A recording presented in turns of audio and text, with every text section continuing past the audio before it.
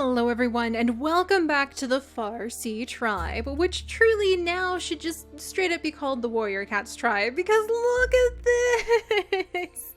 I cannot believe it, but we now have not only one, not only two, but three beautiful purr-snouted children in our tribe, all thanks to the absolutely fantastic, absolutely wonderful Walnut, who is unfortunately one of the sickly children born from Lala and Pecan, a love story that just had unfortunate results, and he is now looking over his bevy of beautiful children with Sissy here and with Zio in absolute shock and wonder. And I do believe the entire tribe is just enchanted because they have given birth to the beautiful Jay, and Jay is our very first both purr-snout and peacock-tailed nicheling. So I can only imagine kind of the rush of awe and fascination that would spread over the entire island at his birth. And no sooner was he born and opened those beautiful cat eyes and unruffled that gorgeous tail, then his two siblings, who also have purr-snout, were born as well. So I went ahead and did it, guys. I did the silly thing. I did the silly thing that will make me so happy to hear all of you who recognize the names kind of shout out where it's from in the comment section down below. But we now have Jay, and we have his sister Holly and his brother Lion. So I'm pretty excited about all of them. This is going to be really fun, and I do imagine that because all of them currently have purr-snout, they would kind of be our healing nichelings, perhaps led by Jay, who is really flashy. Imagine perhaps healers, seers coming in as though they were wearing extremely fancy robes, pushing their way through the crowd. There's a moment of awe among all of the nichelings as such a gorgeous nicheling leads the way.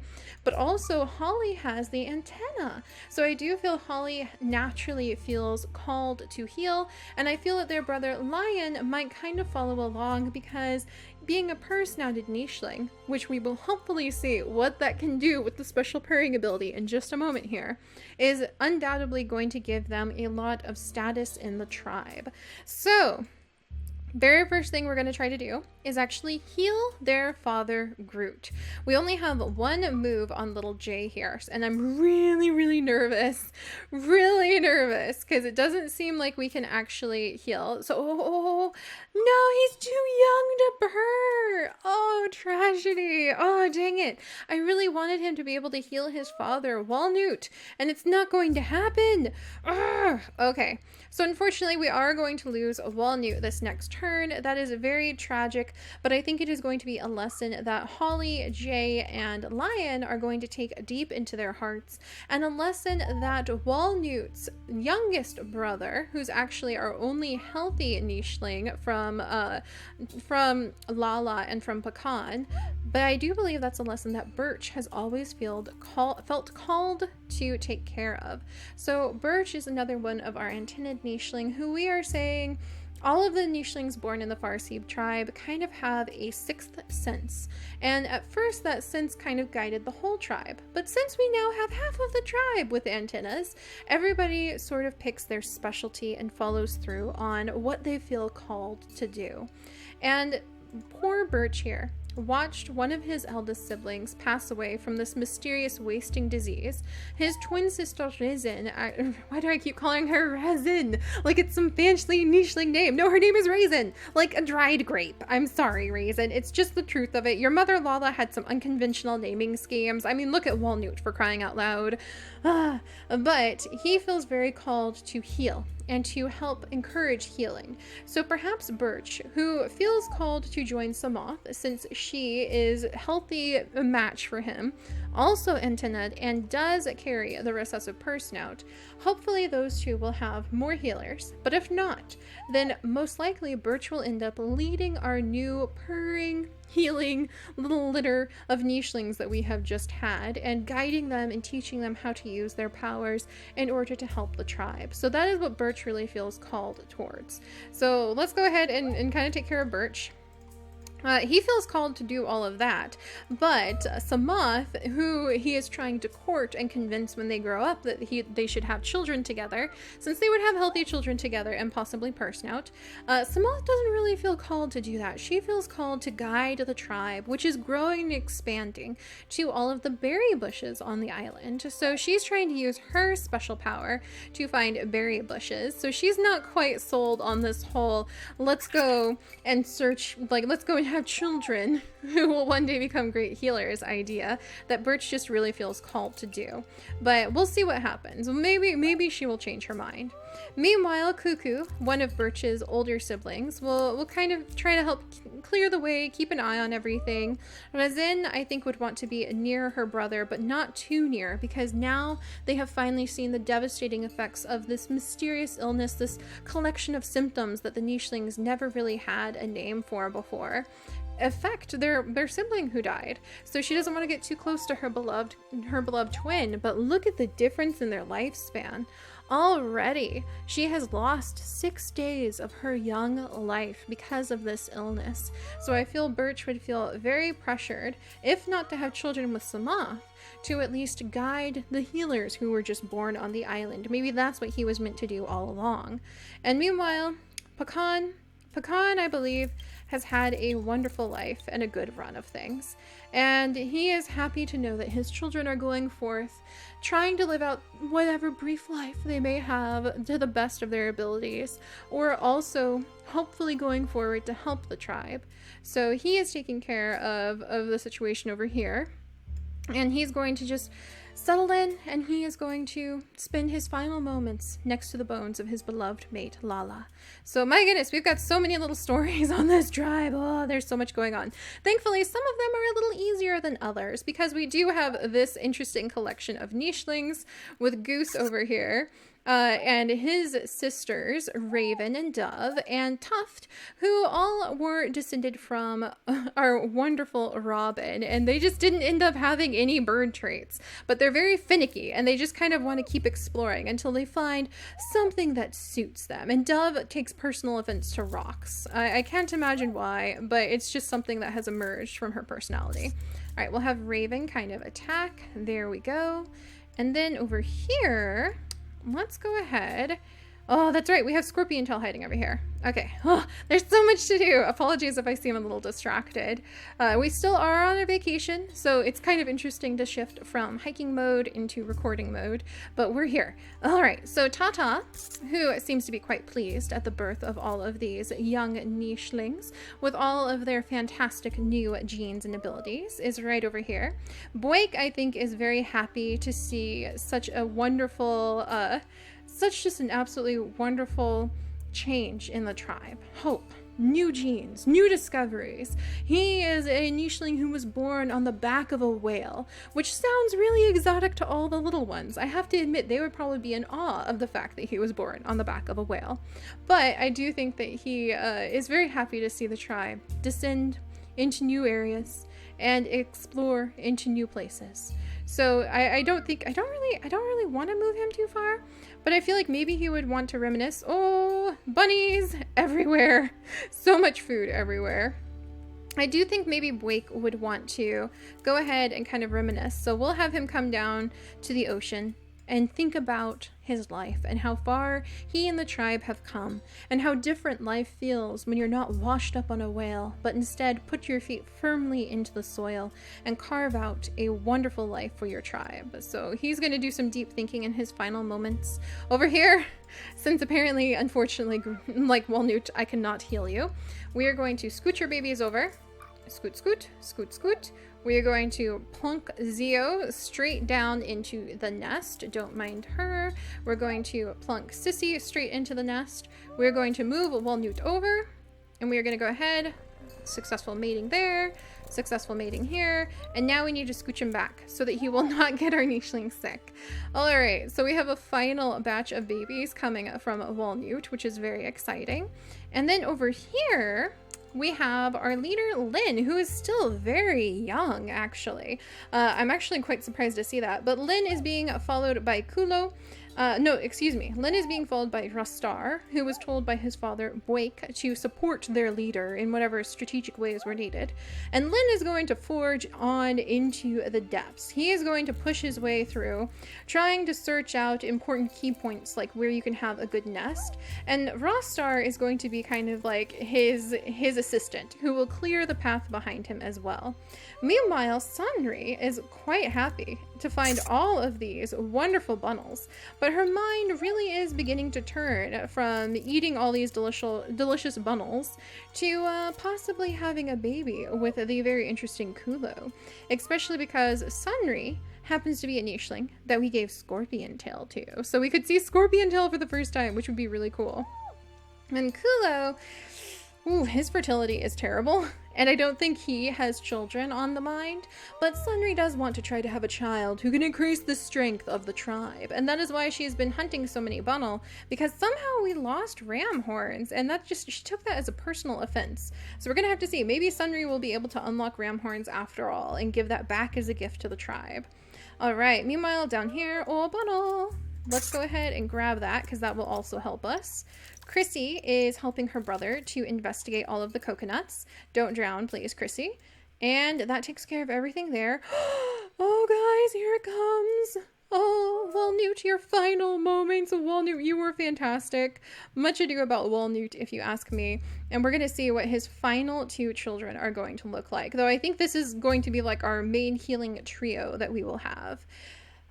Rest in peace, Walnut, and thank you so much for proving that taking a risk on allowing Pecan and Lala to have unhealthy children did actually end up playing a very stunningly important role in our tribe.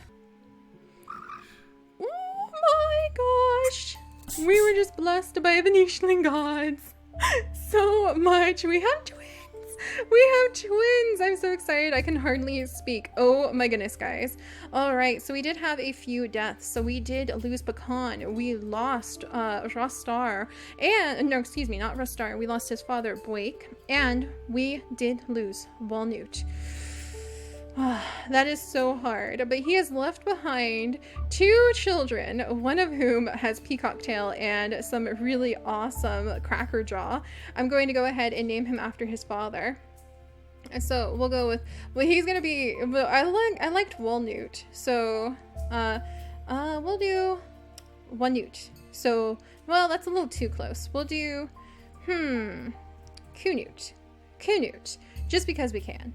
So that will be one of his sons. We have another wonderful daughter who I do believe I want to name after her mother. So we're going to actually name her, let's go with Kyo.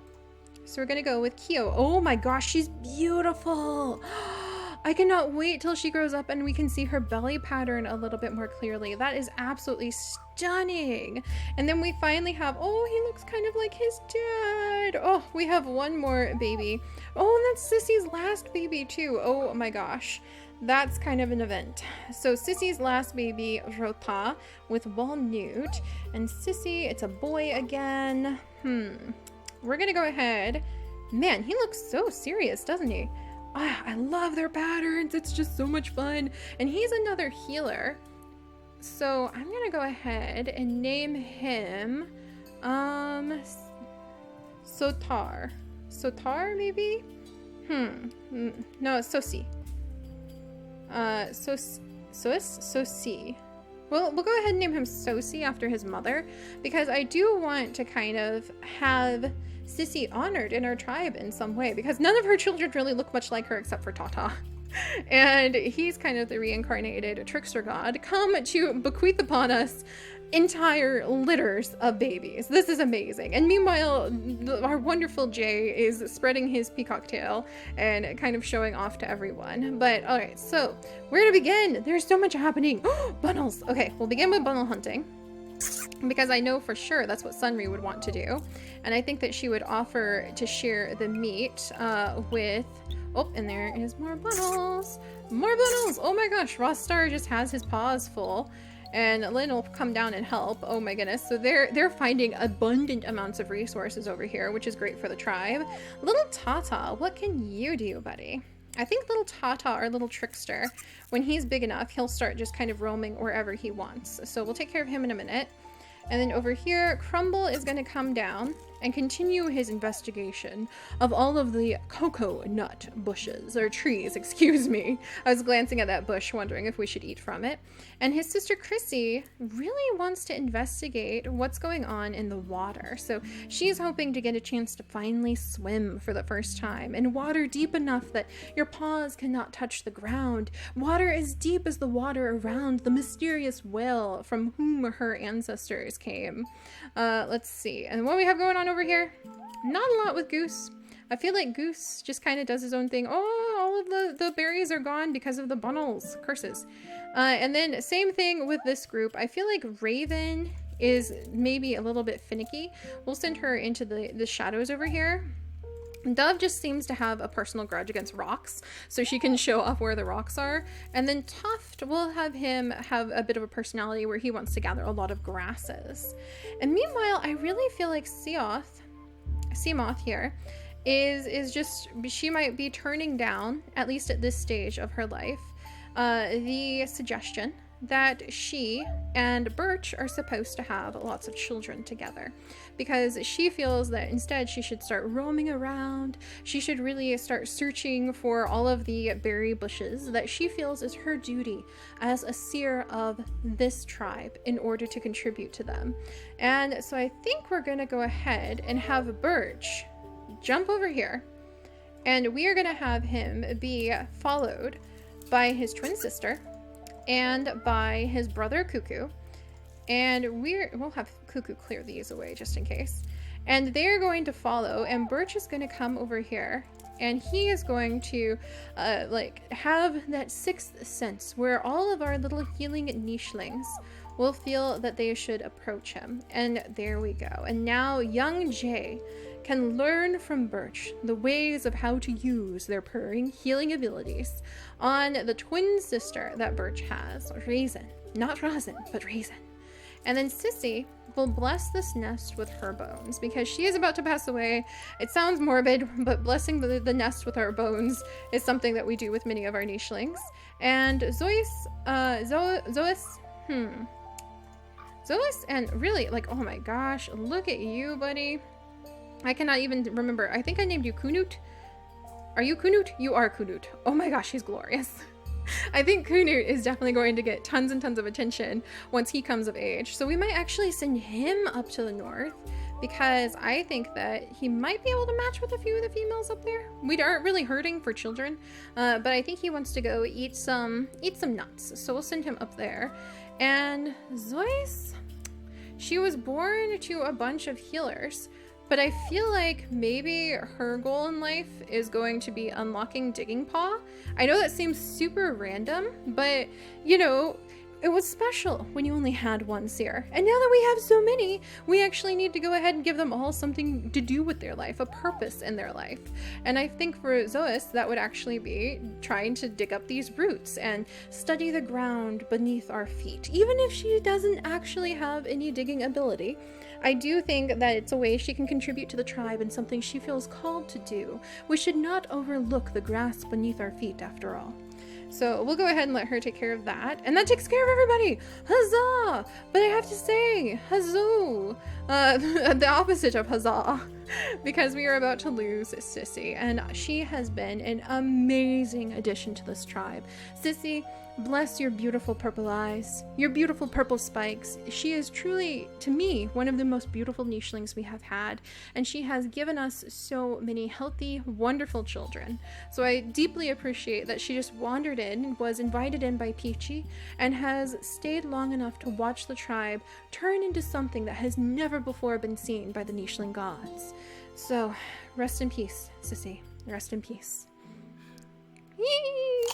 Oh, that's always so sad. Oh my goodness. All right.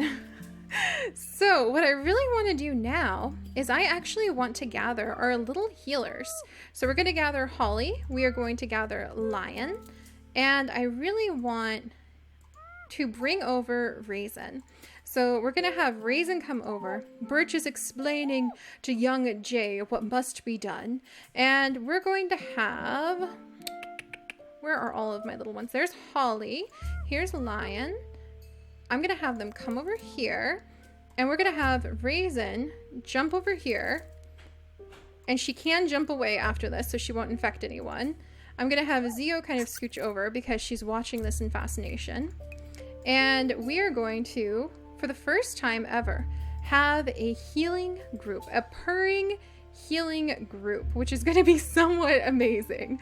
So I don't know how this will work. I don't think the children know how it will work, but I do believe Birch feels that he is being guided by a higher sense. So here is Raisin. She has 9 days reduced from damage, 9 days left, and we are going to begin with Jay. He has purred. Healing? This animal is being healed over time? Can we stack it? Let's find out. We're going to give them all a chance to purr. Holly has purred. Ah, you can't stack it. I really wanted him to be able to like perform a really cool purr circle and bring Raisin to better health. But she is warmed up, she is feeling good, and we will have her kind of step out of the way so that she doesn't infect any nichelings. So she'll rest against this rock for a moment, and we'll have to find out what happens to her next time. Oh, and we have new babies with purr snout. But all right, guys. Oh my gosh. And a little coo note.